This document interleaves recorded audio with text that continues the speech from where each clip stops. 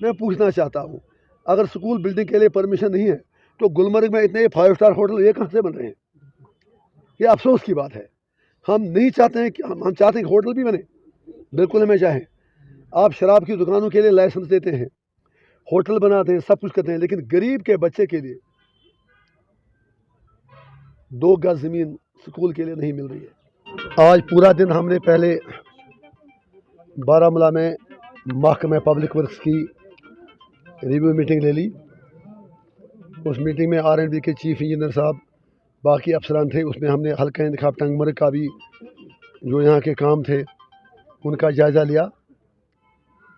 तो उसके बाद यहाँ पर हमने रिव्यू मीटिंग ले ली टंगमर्ग में, और हम यहाँ के लोगों को यकीन दिलाना चाहते हैं कि बतौर अवामी नुमाइंदे के हम लोगों के मसाइल हर फोरम में ले जाएंगे और इंशाल्लाह उनका बाइज़्ज़त हल भी निकलवाएंगे। दुख मुझे आज इस बात का हुआ, गुलमर्ग जिसकी एक शान है, पहचान है, कश्मीर की शान है, एशिया की शान है, लेकिन इस SDM ऑफिस से सिर्फ 200 फुट के फासले पर, 300 फुट मैक्सिमम, काजीपोरा में एक कमरे में पिछले 6 साल से स्कूल चल रहा है। इस इलाके से डायरेक्टर एजुकेशन भी रहा है, कमिश्नर एजुकेशन भी रहा है, मिनिस्टर लोग रहे हैं। अगर 50 बच्चे एक कमरे में पढ़ें तो कौम का मुस्तकबिल कैसा होगा? एक तरफ महकमे जंगलात की गुंडागर्दी, दूसरी तरफ महकमे एजुकेशन की बेबसी और बेहसी। और मैंने अभी भी किसी और चैनल से भी बात करते हुए कहा, आपसे भी कहूँगा, आज मुझे अमित शाह जी से कुछ कहना है, जो हमारे इज़्ज़त-माब वज़ीर दाखिला हैं। अच्छी बात है, वो कहते हैं कि हम कश्मीर के बच्चों के हाथों में लैपटॉप दे रहे हैं, पत्थर नहीं। लेकिन क्या वो काजीपोरा आएंगे और देखेंगे कि पिछले 5.5 साल उनकी सरकार रही, काजीपोरा में 50 बच्चे 6 क्लास एक कमरे में कैसे पढ़ते हैं? It is question of the credibility of honourable home minister, of honourable LG, of the administration which ran issues and affairs of the state of Jammu and Kashmir.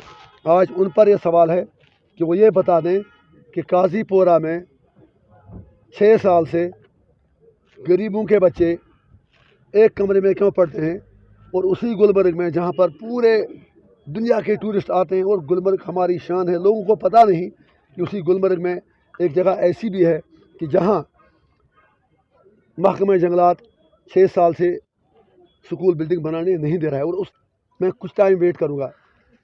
Administration ने आपके सामने अभी यकीन दिया कि 1 महीने में इसका हल निकालेंगे, नहीं निकाला, मैं वहाँ खुद स्कूल बिल्डिंग बनाऊंगा, और मैं देखता हूँ मुझे कौन रोकेगा। कुछ और पूछना है तो बताएं। स्कूल के बाद हमें जो हेल्थ की बात, education health sector, health sector की बात करिए, जो सब डिस्ट्रिक्ट हॉस्पिटल हमारा है, जम्मू में हमारा गांधी नगर हॉस्पिटल और श्रीनगर में JLM, तीसरे नंबर पे हमारा ये सेंटोरियम हॉस्पिटल है। लेकिन आज इसकी हालत आप देखो, सब डिस्ट्रिक्ट हॉस्पिटल बोर्ड है लेकिन अभी भी ऐसे है। सर जहाँ तक हेल्थ इश्यूज़ की बात है, आज से 4 दिन पहले हमने हेल्थ सेक्रेटरी के साथ सिविल सेक्रेटरीट में मीटिंग ले ली।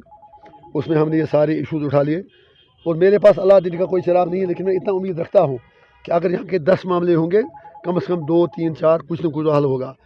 मैं जितना मुझसे हो सकेगा, मैं लोगों की ज़बान बनकर एडमिनिस्ट्रेशन का दरवाज़ा खटखटाऊँगा, और लोगों का जो हक़ है वो उन्हें दिलाएंगे। और गुलमर्ग अस्पताल की जब बात करें, अभी जैसे कोई एक मुअज़्ज़ज़ शहरी यहाँ के कह रहे थे, बहुत सही बात उन्होंने की। यहाँ फ्रांस से टूरिस्ट आते हैं, अमेरिका से आते हैं, पूरे दुनिया से आते हैं। अगर उन्हें भी कोई तकलीफ़ होगी तो यहाँ आके अगर वो फैसिलिटी नहीं देखेंगे तो हमारी बदनामी होगी।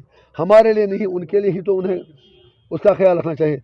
बाकी जो स्टाफ की कमी का मसला है, जैसे बाकी मतलब जो मशीनरी का मामला है, I have already taken that up, उसमें पाइपलाइन में है। देखते हैं आगे, इंशाल्लाह उम्मीद है कि बिल्कुल मतलब जो भी यहाँ की रिक्वायरमेंट्स हैं वो पूरी होगी। आपके तोहफे में आज मिले, जैसे अपने कॉलेज के लिए आज यहाँ पे एक बस के लिए फंड है, क्या CTC के जो हमारी सबसे बड़ी डिमांड है? देखिए जनाब, कॉलेज के लिए मैंने बस देकर कोई एहसान उन पर नहीं किया। मेरा फोकस ही मेन है एजुकेशन और हेल्थ सेक्टर, बाकी चीज़ों पर भी तवज्जो दे रहे हैं।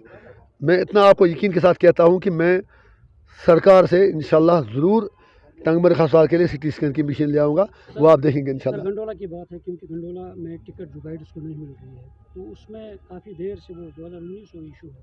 तो पहले सर मैं आपको ये बताऊँ, मैं गुलमर्ग ज़िंदगी में एक बार 5 मिनट गया हूँ और दूसरी बार कुछ घंटे के लिए गया हूँ।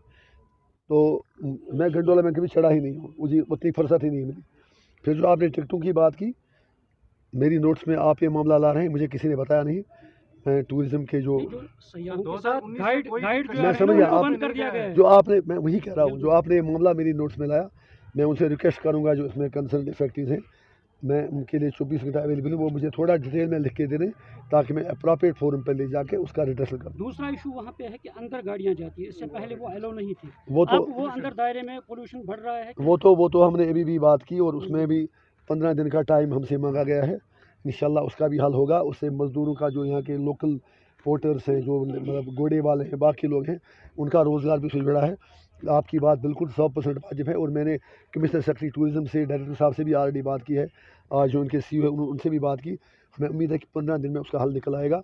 हल निकल नहीं आता है फिर दूसरा मरहला हमारा होगा, उसका आप वेट कीजिए। रेजोल्यूशन पास अगर आप उमर साहब का ही एक वीडियो देखें, उन्होंने कहा कि स्टेटहुड मेरा इशू ही नहीं है। मैं आज ही वो वीडियो देख रहा था। उमर साहब जो अच्छा करेंगे हम उनके साथ हैं।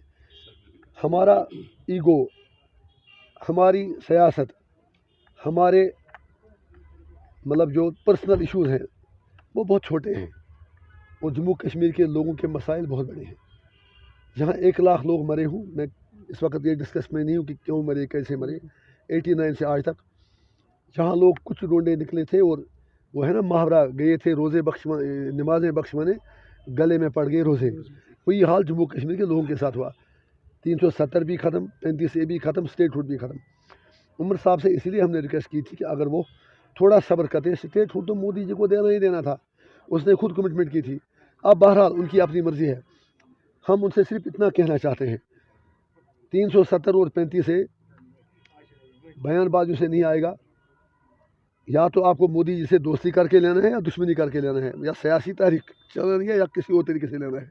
लेकिन जो लग रहा है, जो उनका अपना बयान, आज फारूक साहब ने भी कल खुद कहा कि हमारे लिए 370 प्रायोरिटी नहीं है।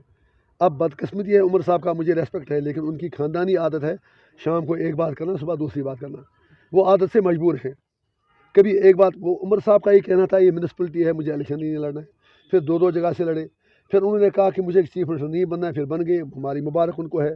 मैं मोदी जी से भी कहूँगा कि आप उमर साहब का भरपूर सपोर्ट दें। ये रियासत तबाही के दहाने पर पहुँच चुकी है और स्टेटहुड छोटी बात है, 35 से 370 भी देना पड़ेगा और साथ साथ जम्मू कश्मीर के मसले का एक permanent, peaceful, dignified, honourable resolution देना पड़ेगा, जिससे सारे स्टेक होल्डर्स मुतमईन हो जाएँ। उमर साहब से यही कहूँगा, ज़माना बहुत आगे जा चुका है। कश्मीरी में एक बात कहूँगा, आज से जनाब बजी थल लागन वल व्हाट्सएप चलावा तस टर चलन में कहें सो ज़माना मकलिया सब्ज रूमाल तो बे फक से नून हो, तुम टर चलन कहें। तमिस 3 उसने 370 पर वोट लिया है, 35 पे वोट लिया है, या वो ले आए या मेरे साथ हार आ जाए।